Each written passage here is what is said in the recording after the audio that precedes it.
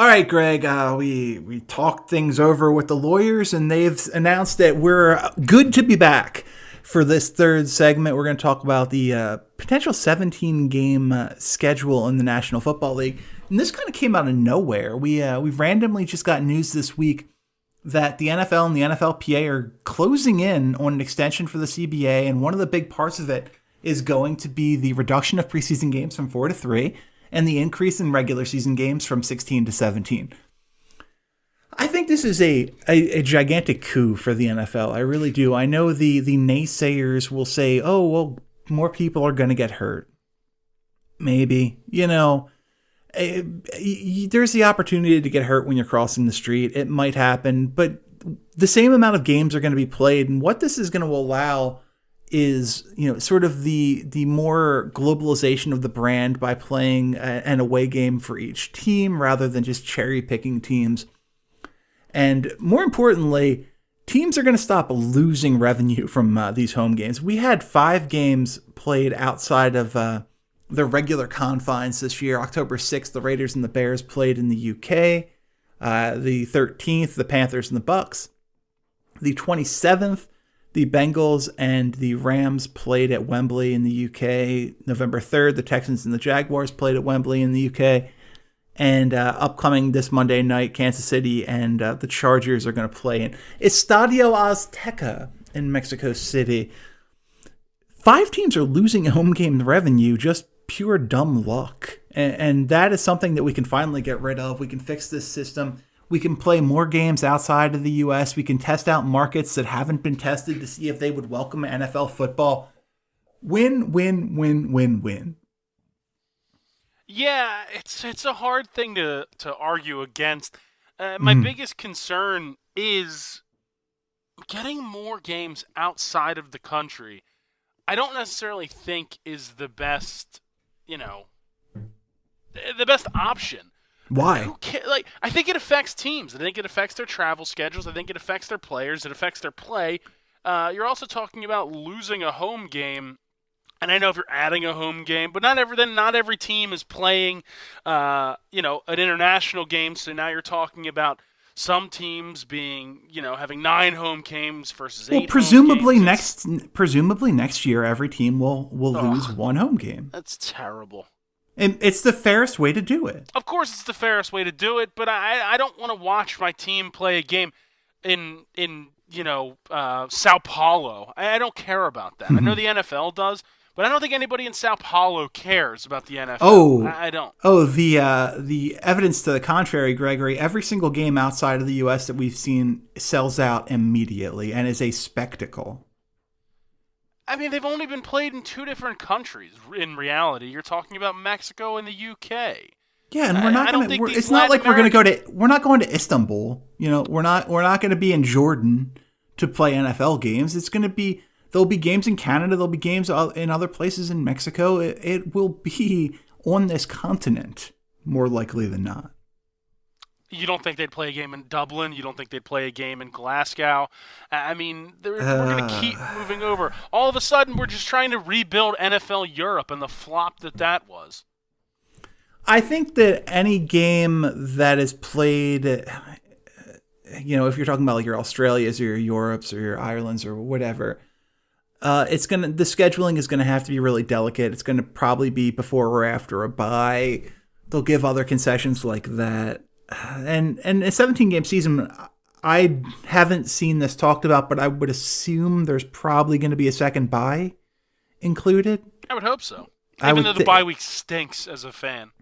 It does, but, so if all of a sudden you have 2 byes, I mean, you could even schedule this where it is sandwiched in between 2 byes. And it's not affecting travel at all. The NFL is going to figure this out. The one thing that the Roger Goodell and the NFL is good at is making money, and they're gonna do a great job of this. I just think it makes sense because how do you justify that 5 teams lose home games? And I know the biggest majority of the money that comes in comes from the revenue share from the league, which is $8.7 billion this year, I believe. Each team getting about $270 million from that. A home game's worth about $7 million as of the last stats that were released in 2016. It's tough to take $7 million away from a team on a purely arbitrary basis. Yeah, I know that from a revenue standpoint, that's very tough. But I think they've done a decent enough job trying to rotate it around. Now, there are some teams that have obviously played more London games than others. The Jaguars are the team that comes to mind. I feel like they played one game in London, but their owner also has a connection over there. He owns an English soccer team. Like there's parts of that I think makes sense, and to force everyone to have to play some sort of international game. I mean, the NFL couldn't even pull off the game in Mexico last year. Remember the Chiefs-Rams game? Nobody's being forced. Let's get that out of the way. Nobody's being forced. I mean, these teams get votes. And if they vote against this proposal, then it doesn't happen. I mean, sure, but we're talking about the CBA here, right? Yeah, we are talking about the CBA, something that has to be ratified by teams. But doesn't it also have to be verified by the players as well? Yeah, and that's the quid pro quo of this. The biggest benefit for the players is a likely bigger split of the financial pie. And it's actually one of the more interesting things that nobody's talking about, too. We talk about the 17-game season, but assuming that the players are going to get a larger percentage of the revenue split, then the salary cap is going to jump relatively substantially, like we saw in the NBA a couple years ago, the move that allowed Golden State to sign Kevin Durant. So the cap is going to jump, and that's going to impact free agency. That's going to impact a ton of things. I don't know. I see no downside here. Oh, we're going to lose a preseason game. Who the hell cares? Well, the preseason stinks, so I'm fine with losing the preseason game. Yeah. That's perfect. 3 is still too many.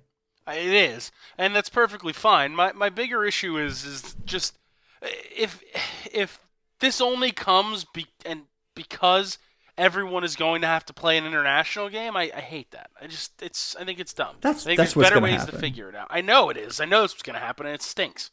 I mean, an extra week of NFL football, an extra game for your team is great. I get to have the argument with my wife that, listen, there's only 17 of these now a year instead of 16. I mean... Well, don't you remember when there were only 16 last year, Greg? First of all, my wife doesn't sound like that. Nailed that. But I know for a second you were thinking, is Allie on the line right now? I considered it. No, it's to me, the international games do nothing for me. Whether they do so much for the league, that's great. I just don't. I think they're dumb. I think they're gimmicks. I think last year, they had to move the game from Mexico back to Los Angeles because of the conditions of the field. And how many times can a team sustain that? Like, how many times can they get to a stadium happens. And there be an issue? Stuff happens, but stuff happens in NFL stadiums too. It's an anomaly. But they cancel preseason games. They've never had an issue in an NFL regular season. Who cares about the preseason? Stuff could have happened. That's my point. That same stuff could have happened during a regular season game just as easily. We have natural disasters happen all the time. We have, I knock on wood that the fires haven't been too bad over the last couple of weeks, but constantly in October and November, California's on fire. It's only a matter of time until there's a fire close enough to a stadium where this game is going to have to be moved because air quality is too poor to play. Stuff happens. I'm not worried about it. Stuff happens everywhere. And I would argue that they're going to take it more seriously in a stadium where they have the opportunity to get this gigantic financial windfall that is the NFL. They're going to do everything in their power to make sure that this game goes off without a hitch. Yeah, I hear you. It's just I hate the idea that everybody has to play an international game. I don't want to watch an Eagles game at 9 o'clock in the morning.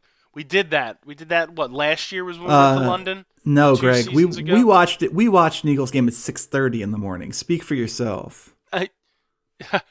My apologies to you West Coast. 6:30 in the morning. I couldn't do that. 9 o'clock games are nothing. I like 10 o'clock starts on the West Coast. Chris, have you ever had to eat breakfast at a Buffalo Wild Wings? Because I have at 9:30 in the morning for football. Okay, so did someone hold a gun to your head and say, "Hey, you have to go watch this game at Buffalo Wild Wings"? I mean, I had no other options, Chris. It was 2015, and I didn't understand how Reddit worked. No endorsement of anything illegal on the show.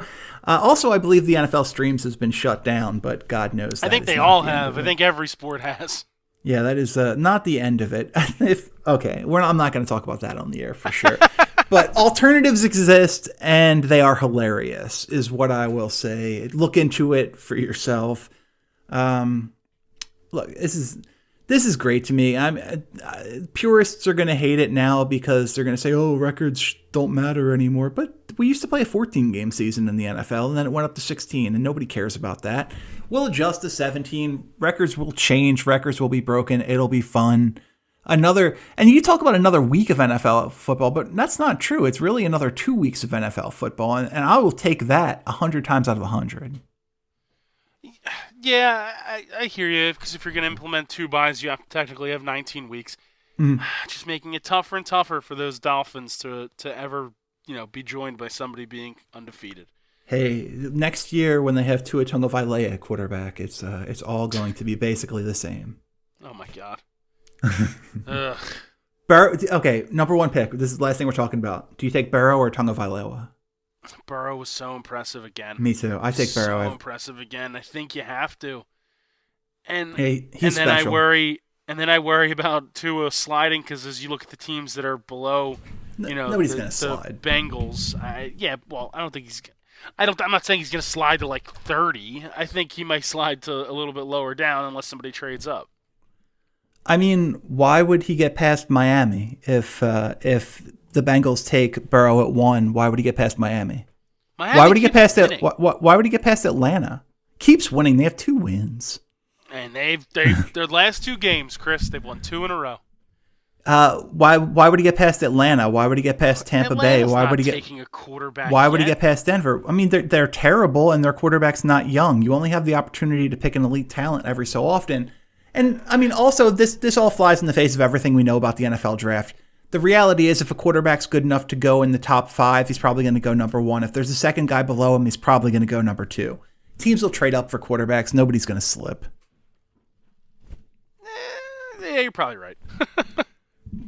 And what better way to end the show? For this week's episode of You're Wrong and Here's Why, I've been Chris Horwedel. He's been Greg Cone. Thank you for listening, and we'll see you back here next time.